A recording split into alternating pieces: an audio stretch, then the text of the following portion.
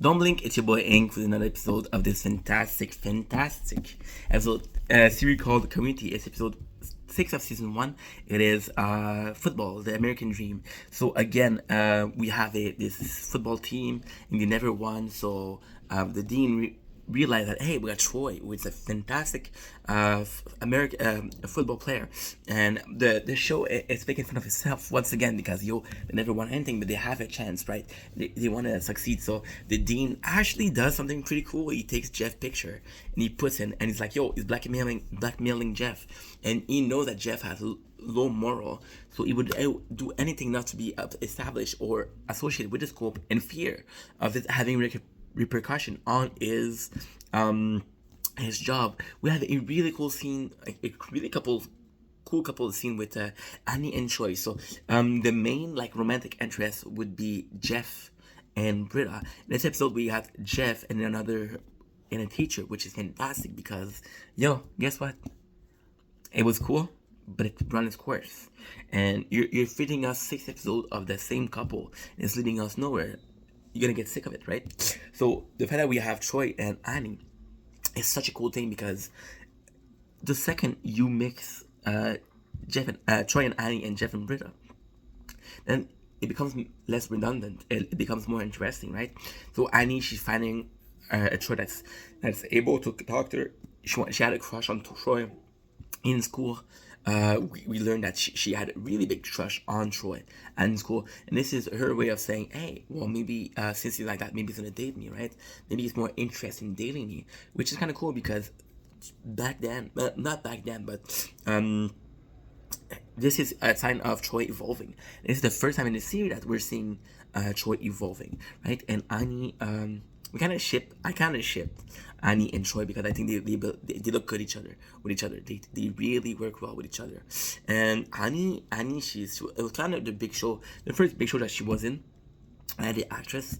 So the fact that they paid this character to be super cool. And sadly, spoiler, Troy's leave, Daniel Glover, which is the actor for Troy, leave to become Childish Gambino, which is a rap artist, right? So again, kind of a shocker. We have Pierce leave for being an asshole. That Troy leaving for becoming an artist. And so the fact that we have those Troy moments, we do take it for granted because it's a show for 6 seasons. However, it does show that this is kind of important, right? This is kind of like this is worthwhile.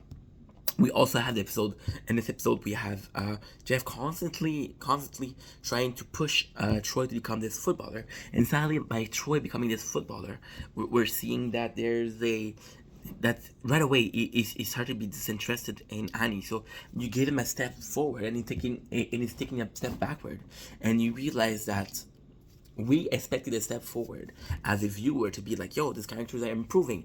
But in any show, there's characters that are gonna be improving and some are gonna be digressing, right? And that's that is what's going on with this episode. And I think it's phenomenal that you give us a glimpse of what it could be, but didn't.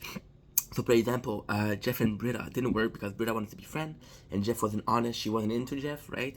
So this is how they put it. They put Britta with I'm not complaining. They put Britta with another guy, and that was their way of saying, "Yo, this is probably not gonna be happening." But with Troy and Annie, they presented so well. Like the version of Troy cannot date with Annie, and yeah, there's a possibility they could date, but it's not gonna be that Troy. It has to be another Troy. Does that make a lot of sense? No. There's also this phenomenal scene. This is some of my favorite stuff. You got Britta, right? Who she is the white knight. She wants to save everybody. She wants to be like, yo, this is who I am. If I can help somebody, I'm gonna help them, no matter the cause, no matter the reason. I'm just looking for a reason to help. And we're finally understanding that she has some deep rooted issue. For example, when she goes to the when she goes to the whatchamacallit, to the bathroom with Shirley, we realize that she doesn't have the social skill, right? And it's sad because Britta, she's kind of like a social warrior. She's kind of like a keyboard warrior, and she's talking about feminism. She's talking about the makeup artist, makeup company being run by women, which are very good question.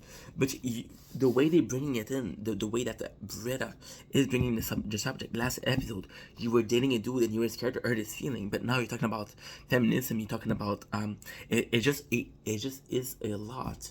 And then it's I'm a dude, so I'm not gonna be the most understanding out of. I'm not gonna be the most understanding person for the whatchamacallit. It's not. I'm not gonna be the most important person. I'm not to be the most comprehensive to the feminism cause. Of course, I care about women, of course, but am I the person that says, "Yo, we should promote this"? No, I believe a feminism should be promoted by women because they're the main active. They're the main archive. They're the main actor. For example, if I was to promote a product and I would use cultural values, and it's not a product I'm culturally affiliated with, then it's stolen culture, appropriate culture, and that's wrong. So I think this is all of that. I'm saying this just to the next point, just to prove that what I'm trying to say is not coming from a bad place, but feminism, with the fact that Britta is bringing it on, amen. Okay, cool.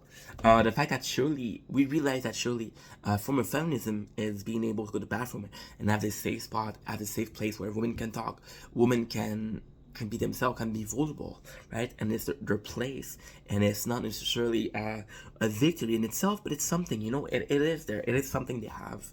It doesn't matter what we get tomorrow. It's important. It's never important what you get tomorrow. It's never important what you might get in the future. It's important what you have today, because what you have today is gonna serve you twice more than what you have tomorrow.